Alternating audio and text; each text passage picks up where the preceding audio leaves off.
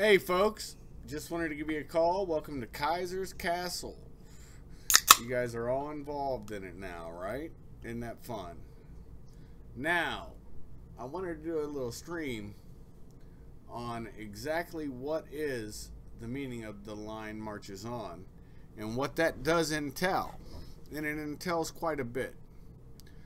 It entails that the father, now I never knew my father, I'm a bastard, everybody knows that. I know his name, but that's it. Never met the son of a bitch. But maybe he's not a son of a bitch. Maybe he's a decent dude, whatever. But what I do know is that thanks to mentors, I was given good ethos, good standards, ways to understand the world. And then life, of course, is red pilling as fuck. So going from that, then I became a father. Okay? And I had to realize, like the first picture you're being shown is that's in the kingdom of Saudi Arabia during the first Gulf War. I believe it was before the air war. I could be mistaken. My brothers could tell me that from 1st FSSG. I was a Marine MP. If I'm mistaken. And they will. But life has a way of red pilling you. And the interesting thing is that during this time, I adopted the ethos of assisting and protecting and defending our own. It came from my Army time before I was a Marine, where we assisted, protected, and defended our own military members in the Army, or the Marines, Navy, or Air Force. That's what the military, police, Army ethos was.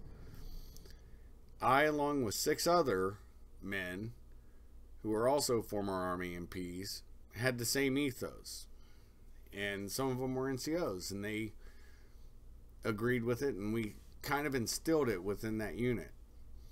And I was a nobody, but we did get, even though we were called Army dogs at the time, we did get stupid respect because we knew a lot more on field work than most Marine MPs did at the time, because at that time most Marine MPs were doing baseline meaning law enforcement, LEO stuff. Now, that being said, I had to discover during the time what it was about to be, from mentors, to have good judgment.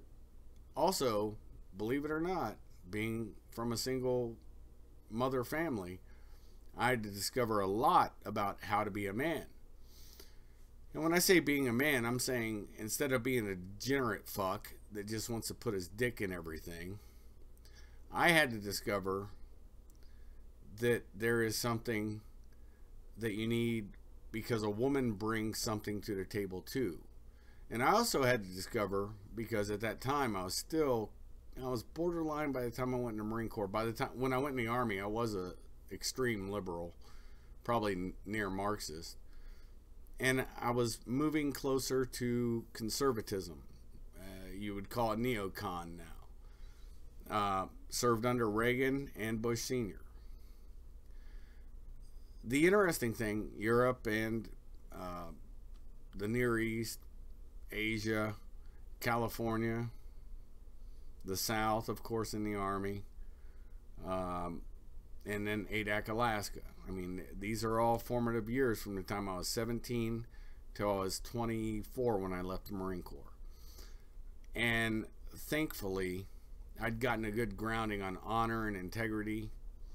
I'd gotten a good grounding with how to present yourself and not be, present yourself wholly, honestly, and admit, yeah, I was a degenerate here. But then there comes a time when a man decides he wants to be a father. He wants to find a wife. I know a lot of these people that I talk to, a lot of friends who say it's hard to find a mate now because all these girls are running around riding a cock carousel. And I say that's faulty. There are still ways you can find them. I found mine. You can find yours. Am I perfect? No.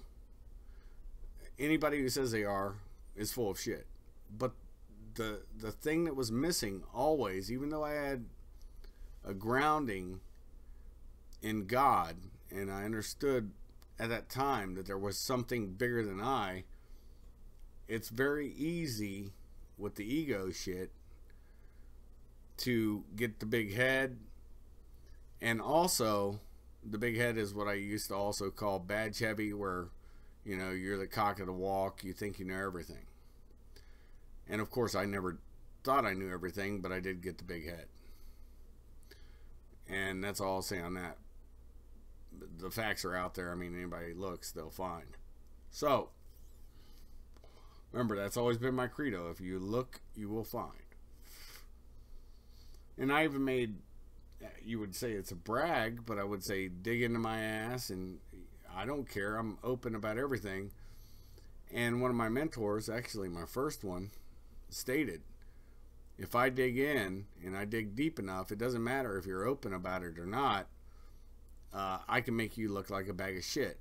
And they've done that. I mean, look at what the SPLC and ADL did to alternate currents radio, the boiler room, also Sunday Wire. They did this and said that they were racist. They're not racist. They are anything but. So the white pill from this, from the people who are clued in on what I'm talking about, is that even normies are realizing they're being painted with the same brush. And then the purity spiral is also kicking in, not just on the right. This is something I said one time, and I meant it. It's another white pill.